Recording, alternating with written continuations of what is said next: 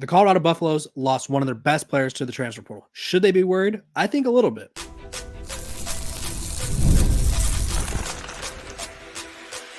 You are Locked On Buffs, your daily podcast on the Colorado Buffaloes, part of the Locked On Podcast Network, your team every day. Welcome to Locked On Buffs. I am your host, Kevin Borber. Today's episode is brought to you by Gametime. Download the Gametime app, create an account, and use code LOCKEDONCollege for $20 off your first purchase. We are also brought to you by the Locked On Podcast Network. It's your team every day for free and available wherever you get your podcast. So thank you guys for tuning in, making me your first listen of the day. We're talking about Dylan Edwards. He hit the portal, and it was a very, I would say, surprising move in a sense. I would also say if you read between the lines and just looked at what was happening around Colorado, you could kind of tell that things were changing in Boulder, and maybe not everyone was pleased with what was going on. Now, you're probably wondering, what am I talking about? Well, first of all, let me tell you why it's a concern. Realistically, Dylan Edwards was Colorado's best offensive player, not named Jimmy Horn Jr. last season, and Xavier Weaver. But Dylan Edwards had an impact in the run game. He had an impact in the pass game. He could do a little bit of everything. He could return. He could do everything you needed him to do. He was undersized, so he was not going to be an every down back. I see a lot of people saying that he's transferring because he wasn't going to be the every down back. Let me tell you, there's not many programs in the country where they go, you know what, Kevin, you're going to be the running back one, and no one else is going to get touches. I would say Ollie Gordon at Oklahoma State is probably one of the few exceptions. But other than that, if you go look at every other program in the country, there are running backs that get touches. If you are the second or even third running back on the depth chart, you're going to get touches. So we have now seen two running backs leave because apparently they don't want to be, or they're not going to be running back one. I don't know if I buy that, but what I do buy is maybe he's not in love or was not in love with his new role. I know Pat Shermer talked about him playing wide receiver recently, and when Dylan Edwards talked about it, he said he still sees himself as a running back. It reminds me of the Raleek Brown situation at USC, where he enters the portal and everyone's like, "Oh, Raleek Brown, he's going to be a receiver," and it's like, actually, no, I'm going to be a running back. I'm a running back, and a lot of people just kept saying he's a receiver that could play running back. He's a running back that could play receiver, and I think a lot of people are not paying attention to what these guys want to do. And so I think Dylan Edwards has more of an interest of, one, obviously getting snaps at running back. Two, maybe there was some stuff happening behind the scenes that we weren't seeing in the well-off media videos. I know Coach Prime had talked about Charlie Offerdahl being running back 2 and even starting at running back recently. Maybe that rubbed Dylan the wrong way. Maybe there was some behind the scenes issues that Dylan was having that we obviously don't get to see because we're not in the locker room every day. But maybe there's also some NIL coming into effect. Maybe there's other schools that are going to get in the mix. He's committed to both Kansas State and Notre Dame. Maybe he's going to go back to one of those programs. But if you're Colorado, this is a tough loss, even with the addition, which I'll talk about on my next segment, because he was just so dynamic. It's rare that you have someone that fast that could do a multitude of things. There's a lot of times where it's like, okay, he's fast and he's a deep ball threat. Or he's fast, but we need him in space. He can't create from himself. Dylan Edwards could do a little bit of everything. And so losing him is a tough loss for Colorado. They also lost Savion Wilkerson. Now, that didn't surprise me as much because when I was thinking of this running back room, even before Alton McCaskill left, it was Alton, Dylan, Michael Welch, and Charlie. And then I was not hearing much about or anything about Savion. Savion Wilkerson leaving was something that I wouldn't say I was expected, but it doesn't shock me. I think he wants an opportunity to play. He played a lot at Jackson State. Even last season, the coaches would give him a few opportunities, but he was never the guy that they heavily relied on. So that didn't shock me.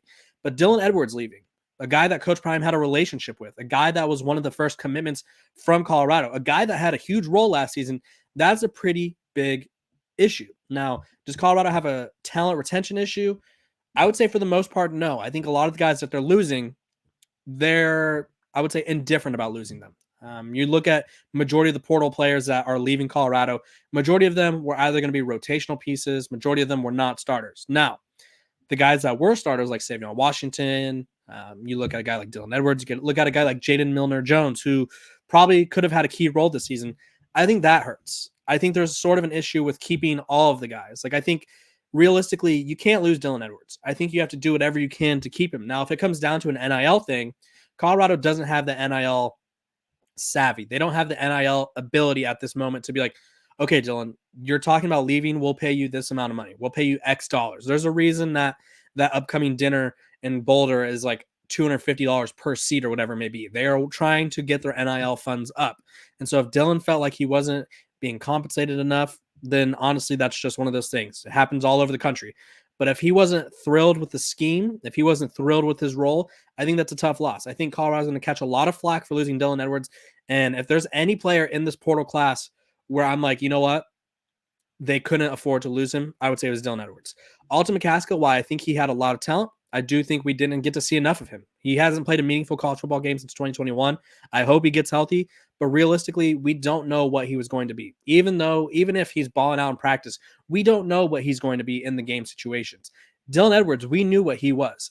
We knew he was a playmaker. We knew he was someone who, once he got into open space, could make a lot of defenders miss. Now, obviously, the offensive line was horrendous last year, so we didn't get to see a lot of it in the run game.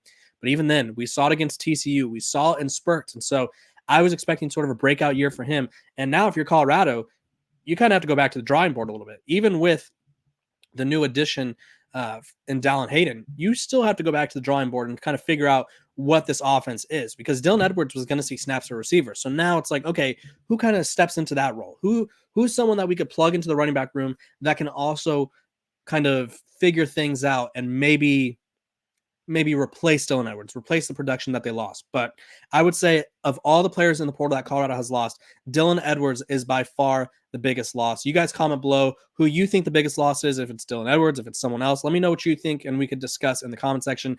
I just think he brought so much to the table that losing him is a bit of a big blow. When we come back, I'm going to be talking about the new addition and where Colorado turns to replace Dylan Edwards. This episode of Locked on Buffs is brought to you by our sponsors over at Gametime. Gametime is now an authorized ticket marketplace of Major League Baseball, which makes getting tickets even faster and easier. Prices on the Gametime app actually go down the closer it gets to the first pitch, with killer last-minute deals, all-in prices, views from your seat, and their lowest price guarantee. Gametime takes the guesswork out of buying tickets. Use the app feature listed and customize your spot and supplemental as inspiration. You can have last minute tickets, flash deals, zone deals, easy to find and buy MLB tickets, and for every kind of event in your area. Lowest price guarantee, event cancellation protection, job loss protection, they got it all. So take the guesswork out of buying tickets with Gametime. Download the Gametime app, create an account, and use code LOCKEDONCollege for $20 off your first purchase. Terms apply. Again, create an account and redeem code LOCKEDONCollege. That's LOCKEDONCOLLEGE for $20 off. Download the Gametime app today. Last minute tickets, lowest price, guaranteed. This episode of Locked on Buffs is also brought to you by our sponsors over at FanDuel. With the NBA and the NHL playoffs getting full swing, baseball is also happening, and FanDuel is your place to bet on every game. Right now, new customers get $150 in bonus bets guaranteed. That's $150 in win or lose, Bet on everything from slap shots to home runs to slam dunks, all on an app that is safe, secure, and easy to use. What are you waiting for? Visit FanDuel.com/lockedon and make your first bet an automatic win. Visit FanDuel.com/lockedon. FanDuel's America's #1 sportsbook. Welcome back to Locked on Buffs. Appreciate you guys for tuning in every single day, making me your first listen of the day. We're free and available wherever you get your podcasts. So thank you guys for diving right in. Let's talk about Dallin Hayden. What is Colorado getting in him? Obviously, if you guys didn't know, they lose Dylan Edwards. They lose Savion Wilkerson. The day before, they landed Ohio State running back Dallin Hayden. Now, realistically, he's someone who was kind of buried on that Ohio State depth chart. He did not play a lot this past season, but they had quite the loaded backfield, and I think he's someone who could realistically start or at worst, be a sort of rotational guy that they put in quite frequently. It wouldn't shock me if he gets 10 to 15 carries per game. I think he's probably the most experienced back Colorado has right now. I'd put him at the top of the depth chart because you have him, you have Michael Welch, and you have Charlie Offerdahl, and then you also have someone who I'm going to talk about in a little bit. But first, let me tell you about Hayden. He had 663 rushing yards and 6 touchdowns over 2 seasons, with 2022 being his better season. Saw the field a lot as a freshman due to injuries ahead of him, where he recorded 553 yards and 5 scores. And he also had a game against Maryland where he had 146 yards and 3 touchdowns. So obviously he has, when given opportunities, he can pop off. He didn't play a lot this past season despite injuries. He redshirted, Memphis native, went through spring practice, but Ohio State had Trayvon Henderson return, and then they also went out and landed Quinshon Judkins. So he joins a Colorado running back room that is a little bit up for grabs, I guess you could say. It's between him, Michael Welch, who's been kind of getting a bulk of a lot of reps, we'll say. I think Michael Welch is kind of the clubhouse leader to be the starter. And then Charlie Offerdahl. Coach Prime is really on this Charlie Offerdahl kick lately. He told his parents that he could see him starting.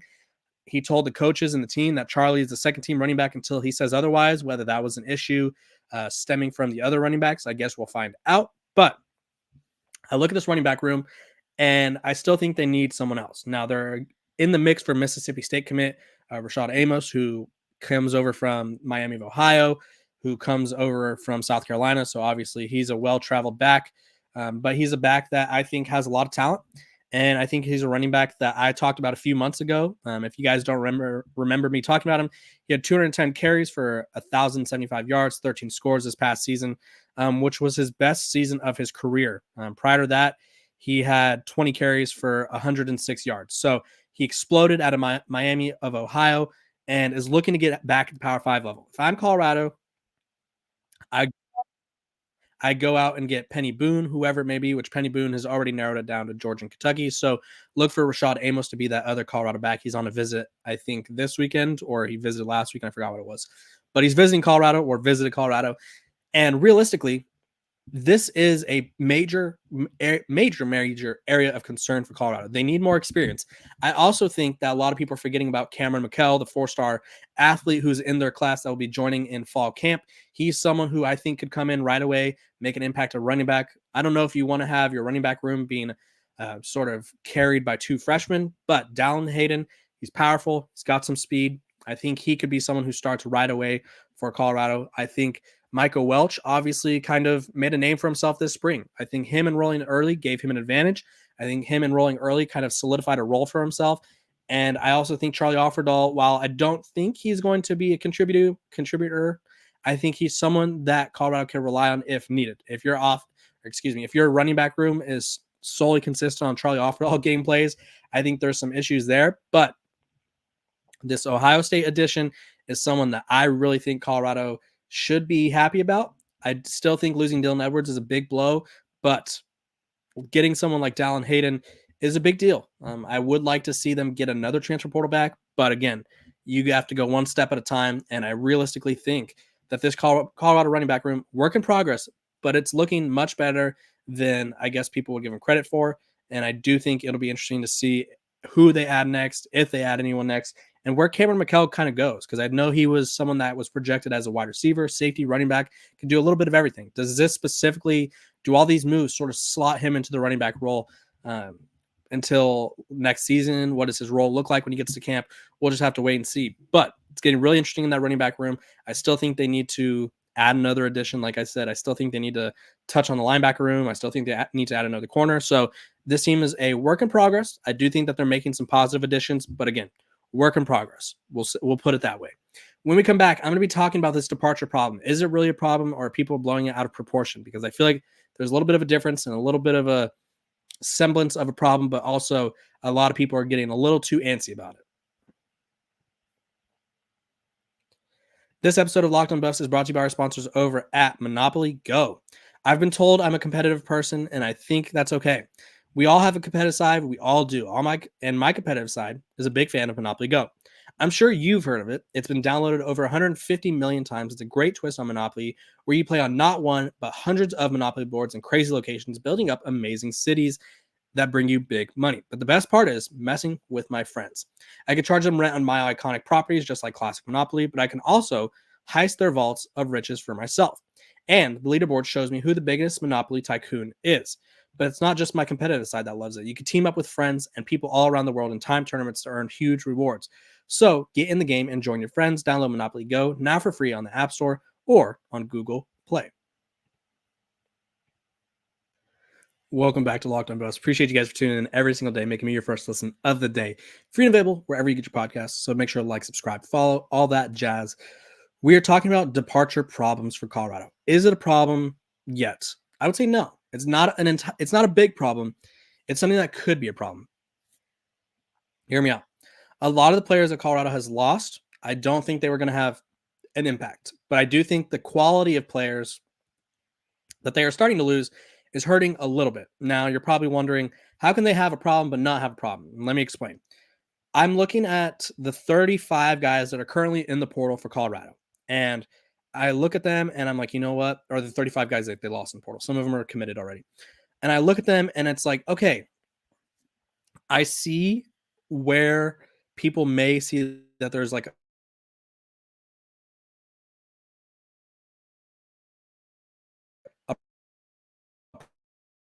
problem sense. Like it kind of comes with the sense of like, okay, we are rebuilding through the portal, which means we're going to lose guys through the portal. Now, do I agree with that method? No. I think realistically, there needs to be more of an emphasis on recruiting. I think there needs to be more of an emphasis on development. I'm not saying that Colorado can't develop, but I am saying that I feel like they just want finished products to come in and just do their thing, and then they want to replace them with another finished product. And I don't know if that's going to work out. But I look at the guys that they're losing, and I'll run through all of them, if not most of them. And I'm going to tell you, and I'll count the guys that I think were tough losses for this team. And I'll explain why. I'll break down why. I'll break down if they were going to have a role or not this past season, and if it kind of makes sense why they left. Savion Wilkerson, wouldn't consider him a loss. I would consider him sort of a depth rotational loss in the sense of like he was probably not going to start. He was probably not going to see a significant amount of snaps, but I'm not going to tell you that he wasn't going to get some carries. So I think he's probably looking for an opportunity to have more of a role in an offense. Now, I think, like I said earlier, it's not common to go to a school and they only use one running back, but I do think it's common to go to a program where they utilize a running back more heavily, and I think that's where he wants to go. J.J. Hawkins, defense lineman that transferred in from Ole Miss. Didn't do much for Colorado. I think they brought in a lot of depth at the defense line spots, the edge pass rushers, interior defense line. And I think he was kind of shown the door in the sense of like, we have more depth. You did not really do what you needed to do here. And that's okay. It didn't work out at Ole Miss. It didn't work out in Boulder. Maybe he'll find a landing spot where it works out. Adam Hopkins, he was a former 4-star wide receiver at corner. I would say that was a loss in the sense that we didn't get to see him live up to his potential. I would say realistically, he was one of the first commits. Colorado, I think they flipped him from Auburn, and that was a big deal. But it's like, we didn't get to see him maximize. We didn't get to see him use. So I would say that's a loss. So we'll count that. 1, Eric Brantley Jr., edge rusher out of Georgia. Didn't see him at all. Obviously, he was only there for the spring and decided to transfer. Can't really consider him a loss in the sense that he comes in as an edge rusher. They obviously brought in a ton of them. They brought in a lot of depth at those positions. I would say, obviously, since we never got to see him play, and he was kind of one of the more underrated recruits, I would say he's still somewhat of a loss. So I'll just put him in the loss category for the sake of the argument. Alton McCaskill, thought if he was healthy, major loss. If he was injured, still a loss because we never got to see him. Demoy Kennedy, linebacker that transferred in from Alabama, not a loss. He never lived up to expectations. He never really was able to carve out a role for himself. It is what it is. Chimon Mateer, I think that's a loss considering they don't have an answer or solution at tight end right now that I feel comfortable with. Vito Tisdale, safety that transferred in from Kentucky, had some legal issues at Kentucky, comes into Colorado, didn't really do much. So I wouldn't say not really a loss, more of a misevaluation, I guess you could say. Kari Mans, pass rusher that wasn't going to have a role. Cormani McClain, I would say he's a loss for potential, not a loss in terms of he probably wasn't going to start, but I do think he had a ton of potential. Jacob Page didn't play. Tavares Dawson was out of the rotation. I do think wide receiver is one of their more loaded positions. Zach Blackwood, defense lineman. They brought in a ton of defense linemen. So all these guys that are leaving across the defense line doesn't shock me. Isaiah Jada, offensive line, depth piece, hurts to lose in the sense that you want to have depth. Doesn't hurt in the sense that they're bringing in a ton of linemen. Dave Harris, depth piece. Savion Washington, don't think he was going to start. I do think he was. I'll put him as somewhat of a loss. We'll go 6 losses right now because you have someone who started 10 games for you. Even if it didn't go well, it's still experience that you have lost and someone that knows your system and someone that has familiarity. Jaden Milner-Jones, that's a loss. I think we're up to 7 right now. He could play corner. He could play safety. He could do a little bit of everything. Don't think he was going to start, but he was going to be a rotational guy that would have played some significant snaps for Colorado. Chaz Wallace, don't think he's a loss by any means. I think, again, they brought in more depth at defense line. Miles Slusher, didn't really see a lot from him because of injury. I'd put him as a loss in the sense of they lost valuable experience. That's 8. Jack Bailey and Jack Wiltie, both offense linemen, didn't play that well. Is what it is. They're both at their next destinations already, so it worked out for them. Jaquez Robinson, Alabama defensive back, didn't work out. Willie Gaines, Jackson State wide receiver, didn't work out. Kendrick Breedlove, now Purdue, didn't work out. Jeremiah McCrimmon, didn't work out. Mikey Harrison, I would say that's a loss. We're at 9 losses. Mikey Harrison was a good weapon. I don't think he was a tight end per se. I think he was a big wide receiver that got moved to tight end. Either way, it is what it is. Kason Wiseman, quarterback. Obviously, Colorado is pretty set at quarterback right now with Shedeur Sanders. Egan Carey from the previous regime didn't play. I wouldn't say that's a loss. Anthony Hankerson, kind of a loss. We'll put it at 8. Van Wells, that was a loss. 9. Gerard Christian Layton, or however you pronounce his last name, not a loss. I think he struggled immensely. I don't think he was a Power 5 caliber lineman. Marvin Ham, loss. And then Caleb Faria, tight end, who didn't play. So out of the 35 guys that are currently in the portal for Colorado, I counted 10 that I would consider to be losses. The other 25 probably weren't going to play as much as people are making it seem. And realistically, I wouldn't say they're a loss. So I wouldn't say they have a departure problem. Now, the caliber of player of Dylan Edwards, that's a loss.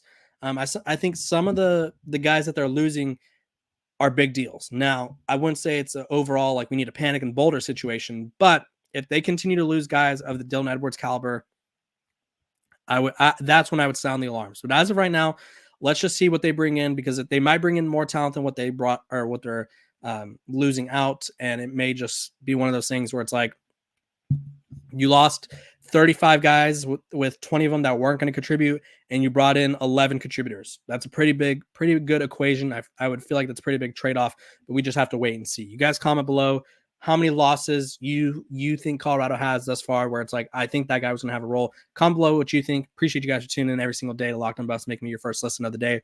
Free and available wherever you get your podcasts. Make sure to like, subscribe, follow, all that jazz, and I'll see you guys tomorrow.